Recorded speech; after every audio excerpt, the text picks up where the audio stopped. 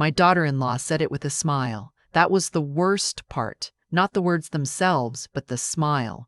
Warm, practiced, the kind you give a stranger on an elevator when you don't know what else to do. She said, "Loren, we just want to make sure everyone's comfortable." And I nodded and said, "Of course, of course." But I sat with it that night in the small room they'd given me, the one with the window that faced the neighbor's brick wall, and I thought, she means me. I'm the one who needs to leave so everyone can be comfortable. I was 68 years old. I had worked for 31 years as a bookkeeper for a small manufacturing company in Dayton, Ohio. I had raised 2 children, largely on my own after my husband Walter passed from a heart attack when the kids were still in school. I had sold the house I'd lived in for 22 years because my son said it made more sense, Mom. The upkeep is too much for one person, and I believed him because I was tired and he was confident, and sometimes that's enough. I moved what fit into 2 suitcases and a handful of boxes, and I drove myself the 4 hours to their house in Crestwood, a suburb outside Cincinnati, where the lawns were large and the driveways were spotless, and everyone seemed to be performing a version of contentment they'd seen in a catalog. I want to be honest with you. I didn't move in with resentment. I moved in with hope. My son, I'll call him my son because that's what he is. Whatever else he became in those months, he'd been warm on the phone. He said, "We want you close, Mom." He said the kids ask about you all the time. And that part was true. My grandchildren, 8 and 11, they did ask about me. They'd come running when I arrived that first afternoon, and I'd held them both and thought, yes, this is why. This is worth it. But children grow accustomed to things, and adults have their own mathematics, the kind that happens quietly in whispers after the kids are in bed or in looks exchanged across the dinner table, that I was not meant to catch but always did. I noticed it first around the 3rd week. My son's wife, I'll call her my daughter-in-law because that's what she is too, whatever warmth or lack of it she carries. She started asking questions about my finances, gentle questions, the kind wrapped in concern. "Do you have everything you need, Lorene? Have you figured out what you're doing with the money from the house sale?" I told her I had a financial advisor, which was true. I told her I was handling things, which was also true, though perhaps not in the way she imagined. I should tell you something now. Something I hadn't told anyone at that point. Not my son, not my daughter-in-law, not my sister in Phoenix, not even my financial advisor yet. 3 months before I moved out of my house in Dayton, I received a letter from a law firm in Columbus. It was brief and formal, and I had to read it twice before the words made sense. My uncle, my mother's brother, a man named Aldous, who'd spent 50 years quietly building a freight brokerage business in the Midwest and had never married, never had children, and had spoken to our family only in Christmas cards and the occasional birthday phone call, had passed away in February. I hadn't known. No one had thought to tell me. He had no close family left but me and my sister and 2 cousins I hadn't seen since we were teenagers at my grandmother's funeral. The law firm was handling his estate. The estate was worth $4.2 million. I don't have a glamorous story about how I reacted. I didn't scream or cry or pour myself a drink. I sat down on the kitchen floor, not in a chair, on the floor, with my back against the cabinet under the sink, and I stayed there for probably 45 minutes. Then I got up, folded the letter, put it in the drawer where I kept my important documents, and I made myself a cup of tea. Some things are too large to feel all at once. You have to let them come in slowly, like cold water, until your body adjusts to the temperature. I called the law firm the next day. I asked questions. I was told the estate would take several months to settle and that I should consider legal counsel of my own, which I did, a probate attorney in Dayton named Mr. Tite Fenwick, who wore the same brown cardigan to every meeting and spoke in a voice so measured I sometimes had to ask him to repeat himself.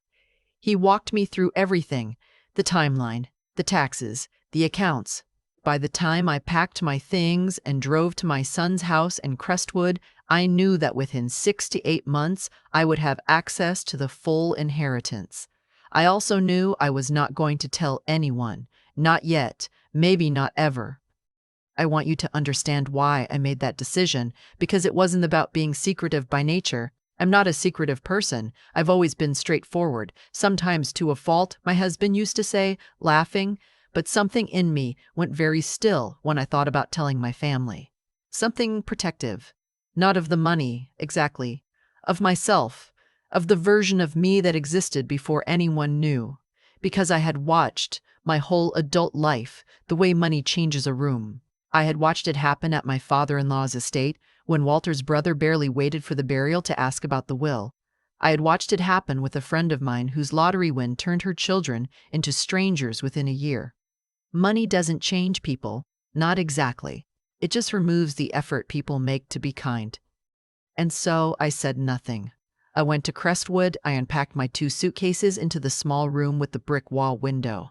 I helped with dinner and read to my grandchildren at night and tried to be useful without being intrusive, which is a very fine line to walk when you are a woman over 60, living in someone else's house. The questions about my finances became more frequent. My daughter-in-law had a way of circling back to things, of bringing up money in the middle of conversations about something else entirely, like she was testing to see if I'd forgotten. With the house sale and your pension, you must have some cushion, right? And once, this one I remember very clearly, she looked at me over the rim of her coffee cup and said, I just think it's important we all know where things stand, financially. For planning purposes. I asked what planning she meant. She said, just long term. I said I appreciated her thoughtfulness, and I excused myself to check on the laundry.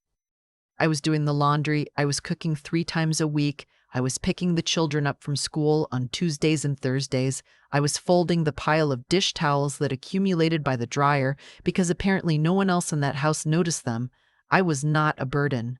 But I had begun to understand that the question of whether I was a burden was not connected, in my daughter-in-law's mind, to how much I contributed.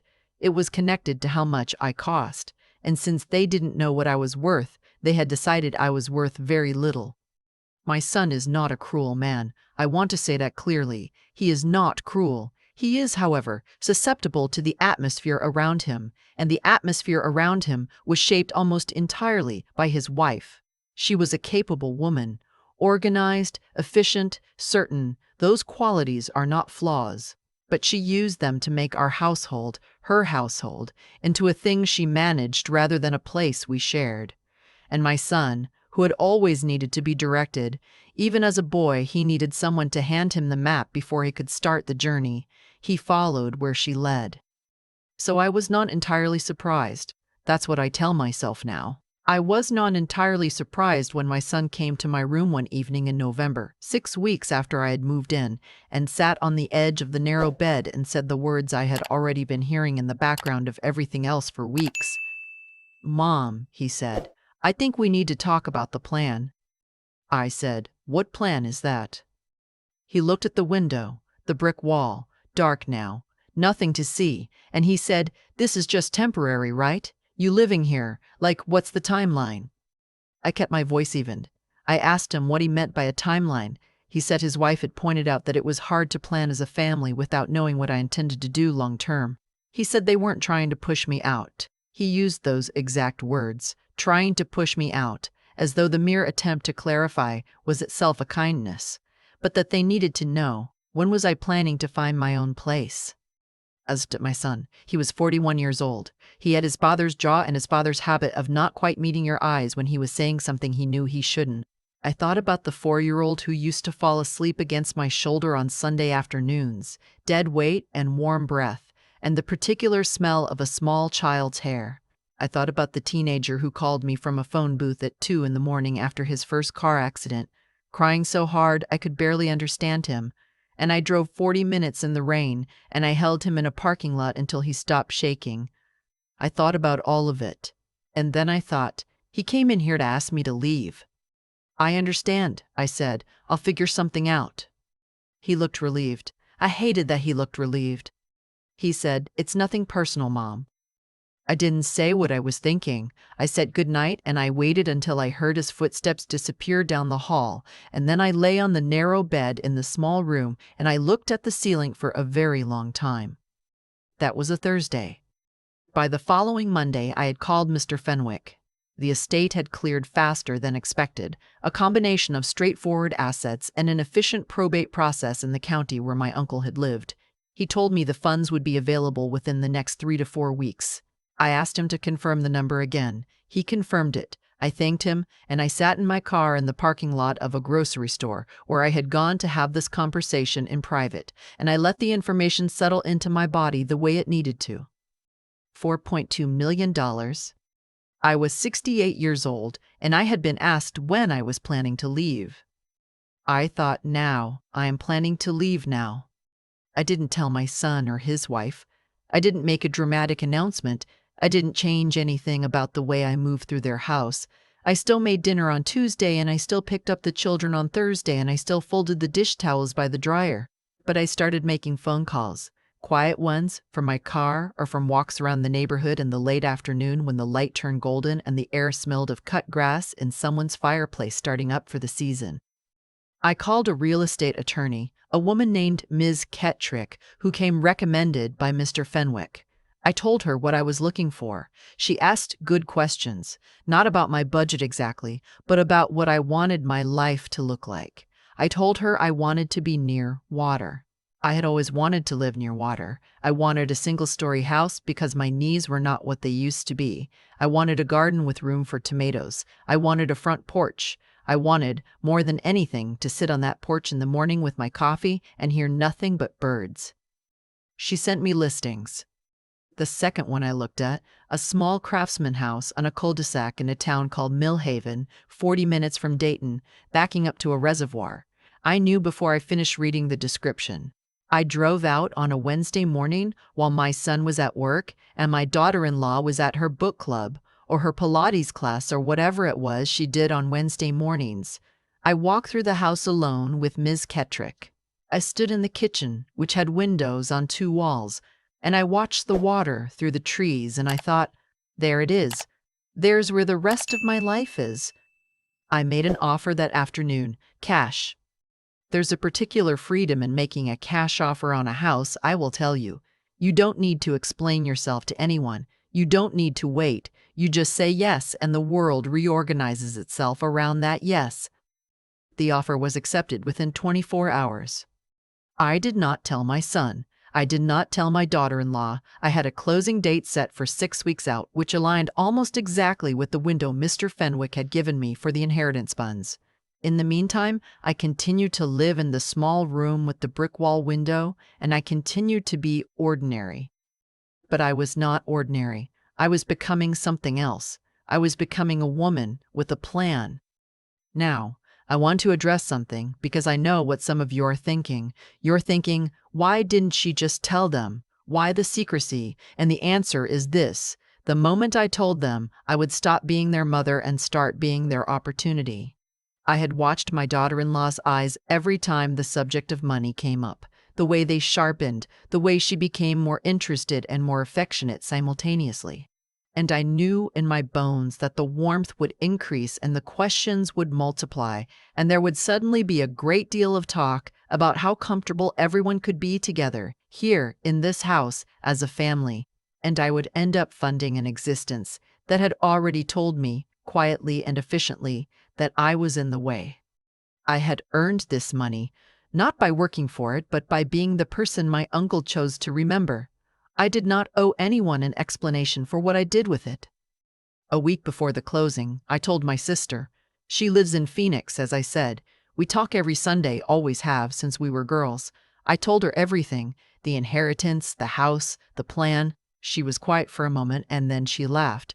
This wonderful laugh she has that she's had since childhood that sounds like something breaking open in the best possible way. She said, "Lorene, you absolute woman." I laughed too for the first time in weeks. She asked about the grandchildren. I told her I intended to set aside funds for their education, not through my son, but directly in accounts I would manage until they were old enough. She said that was the right thing. I agreed. She also asked if I was going to say goodbye to my son before I left. I thought about that for several days. On the morning of the closing, a Thursday, gray and cold, the kind of November morning that smells like the end of something, I woke up at 5:30. I lay in the narrow bed for a few minutes. I looked at the window and the brick wall, and I thought about everything I had not said in that room, all the words that had accumulated in the dark like furniture no one sat in. Then I got up.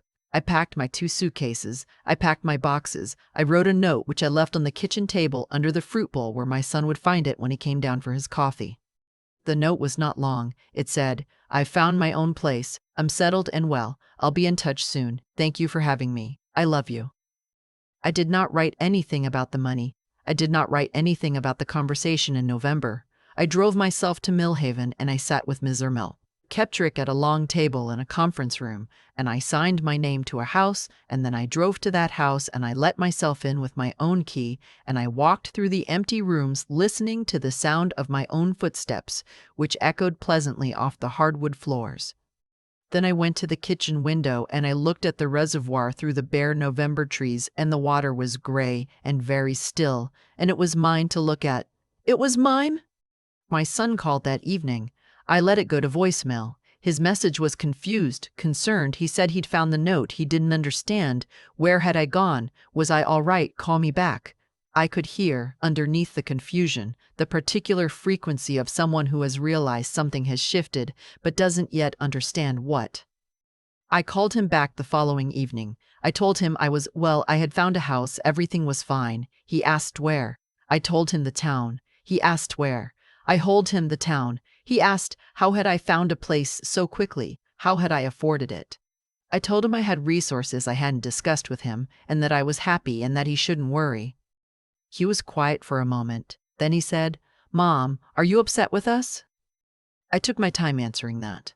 I was sitting on my front porch, which I had already furnished with 2 white rocking chairs and a small side table, and the evening was cold but clear, and I could hear the reservoir if I listened carefully. A faint lapping sound in the silence. I thought about whether I was upset. The honest answer was complicated. I was not burning with anger. But I was clear in a way I hadn't been in years, maybe decades, clear about what I needed, clear about what I would not accept, clear about the difference between being loved and being managed. I said, I needed my own space, and I have it now, that's all. He said he wished I had talked to him. I said I understood. I said we would have dinner, the 2 of us, when he was ready, and I would tell him more then. He said okay. He sounded like a child. Not unkindly, I don't mean it unkindly, the way children sound when they realize the world doesn't fully operate on their behalf. My daughter-in-law called 3 days later. That conversation was shorter. She asked if I was settled, if I was okay. I said I was wonderful, thank you. She paused a beat longer than was natural, and I knew she was revising something in her head, recalculating. She said, "That's wonderful, Lorene. Really. We were worried." I told her there was nothing to worry about. I told her the grandchildren were welcome to visit whenever they liked. She said she'd be in touch. I said I hope so. I've been in Millhaven for 7 months now. My tomatoes came up well this summer. Better than I expected, honestly, for a first year in new soil. I joined a garden club, which sounds like something an old woman does, but I recommend it unreservedly because the women in it are sharp and funny, and one of them, a woman named Vera who moved here from Baltimore after her own retirement, has become genuinely good company. I walk to the reservoir most mornings. I have learned the names of the birds. I had dinner with my son in January, just the 2 of us, at a restaurant in Cincinnati. I told him about the inheritance. Not every number, but enough. I told him about my uncle, about the estate, about Mr. Fenwick and Ms. Keptrick and the closing on the house. I watched him work through it, the surprise, then the comprehension, then something harder to name.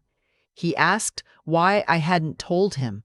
I said I had needed to be sure it was real before I told anyone, and then I had needed to be sure of what I wanted to do with it. I said that by the time I was sure, I had already made my decision. He said, "Did we make you feel unwelcome?" I looked at him across the restaurant table, his father's jaw, his father's inability to hold my gaze when the conversation became too honest. "You asked me when I was planning to leave," I said. 6 weeks after I arrived. He looked down at his water glass. He said he was sorry. He said he should have pushed back on it, that she had suggested it, and he had gone along with it, and he knew it was wrong, even as he was walking down the hall to my room. He said he'd thought about it many times since. I believed him. Walter's son. I always believed Walter. I told him I forgave him. I meant it. Forgiveness isn't the same as forgetting, and it isn't the same as going back to the way things were. It's more like choosing to carry something differently. We had dessert after that. He told me about the kids, about school and soccer and the younger one's obsession with dinosaurs. I told him about Millhaven, about the reservoir, about my garden. When we said goodbye in the parking lot, he hugged me for a long time, and I let him, and I didn't say anything, and neither did he. The education accounts are set up now. I worked it out with Mr. Fenwick, one for each grandchild, structured so the funds are available for college or trade school or whatever they choose, administered by me and then by my sister if anything happens to me. My son knows about them. He cried when I told him. I didn't. I just handed him the paperwork. My daughter-in-law sent me a card for my birthday in March. A real card, handwritten inside. She said she hoped I was happy. She said she thought about our conversations often. She said she was glad I had landed well. It was a good card. I put it on the refrigerator and looked at it for several days, trying to decide what I thought about it. I decided I was glad she'd sent it. People are capable of more than their worst moments. I am capable of more than mine. I'm sitting on my front porch as I finish telling you this. It's late summer now and the reservoir is low but still beautiful, and there's a heron that comes most mornings to stand in the shallows, absolutely still, waiting. I have thought about that heron a great deal.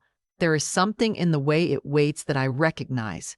That quality of complete patience, of knowing the thing you need will come and all you have to do is stay still and trust yourself to move when the moment arrives. I moved when the moment arrived. I have a house with a front porch and a window that looks at water and a garden where things grow when I tend them. I have my grandchildren's futures accounted for. I have my sister on the phone every Sunday. I have my own coffee in my own kitchen on my own quiet mornings, and if I want to sit in the rocking chair until 10 o'clock and let the whole day arrange itself at its own pace, there is no one to tell me otherwise. I do not need very much. I never did. I just needed to know that what I had was mine. There's a moment I keep coming back to. Not the closing, not the drive to Millhaven, not even the first morning I sat on my porch and heard the birds, instead of the sound of a house that didn't want me. The moment I keep returning to is the kitchen floor in Dayton, my back against the cabinet under the sink, a letter in my hand, and 45 minutes of complete stillness. That was the moment everything changed. Not because of the money, but because of what I decided to do with the silence. I think about cause and effect a lot now, not in a mystical way, just in the plain, honest way of a woman who has lived long enough to see how things connect. The way my daughter-in-law's small cruelties, the pointed questions, the smile that didn't reach, were not isolated events but a pattern I had been too tired to name.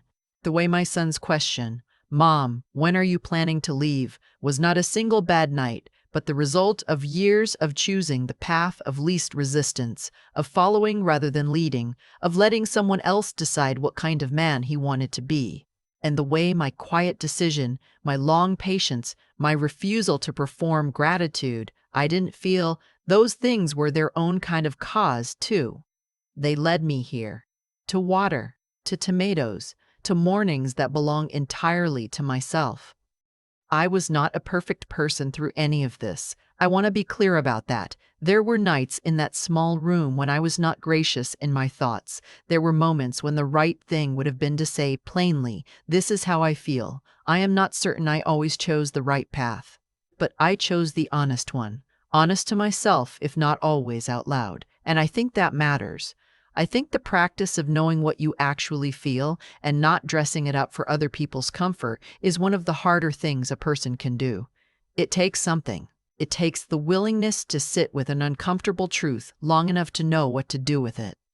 What I know is this. The decision to say nothing about the inheritance was not cowardice. It was clarity. It was the hard, practical intelligence of a woman who had watched enough to understand how people respond when the stakes change. There is a kind of wisdom that doesn't announce itself, that moves quietly and prepares carefully and does not ask for permission. I had to find that in myself, not because I was naturally that way, but because the situation demanded it, and I rose to meet it. That surprised me, honestly. At 68, I still had the capacity to surprise myself. That alone felt like a gift. And then there is the matter of what I did once I had everything I needed. I set up those accounts for my grandchildren without being asked. I called my sister before I did anything else. I wrote my son a note that said, "I love you," even when I was hurt. None of that was required. But it was right. The difference between what you're required to do and what is right. I think that gap is where character actually lives. I had spent too many years collapsing that gap in the wrong direction, doing what was expected of me at the expense of what I knew was true. I was done with that. I do not need my son or his wife to fully understand what happened. I needed to understand it. I do. The reservoir is low this time of year, but still beautiful. The heron came this morning. I have my coffee. I have enough.